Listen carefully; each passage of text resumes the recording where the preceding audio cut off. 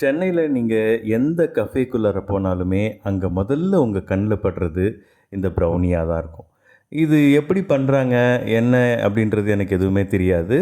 ஆனா, முறையா நான் பேக்கிங் ஸ்டார்ட் பண்ணதே இந்த ப்ரௌனிலருந்து தான். பேக்கிங்கில கைய வச்ச நேரமோ என்னமோ தெரியல, இதுலருந்து என்னால வெளியிலயே வர முடியல. "அது ஒரு சுழல்றா, அதுக்குள்ளார போய் சிக்கிக்காத" அப்படின்னு தனுஷ் நான் சொல்ற மாதிரி, பேக்கிங் ஒரு ஸ்ட்ரெஸ் பஸ்டரா, ஒரு என்டர்டெயின்மெண்ட்டா எனக்கு மாறிடுச்சு.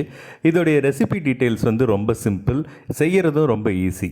இதோடைய இன்கிரீடியன்ட்ஸ் தான் நீங்க ரொம்ப நுணுக்கமா நோட் பண்ணணும். ஏன்னா வந்து இதில போடுற எல்லாமே வந்து ஃபேட் ஐட்டம்ஸ் தான்.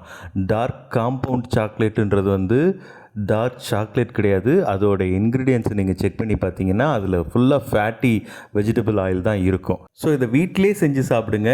அளவா சாப்பிடுங்க. அதுவரைக்கும் இது ஹெல்தியான ஒரு ஸ்வீட் ஐட்டம் தான். 160 gram dark compound chocolate, 90 gram butter, 10 gram cocoa powder, 2 முட்டை, 60 gram maida or all purpose flour, 5 ml vanilla essence, இல்லைனா வந்து நீங்கள் காஃபி டிகாக்ஷன் இதோட யூஸ் பண்ணுங்கள். நல்லா தான் இருக்கும்.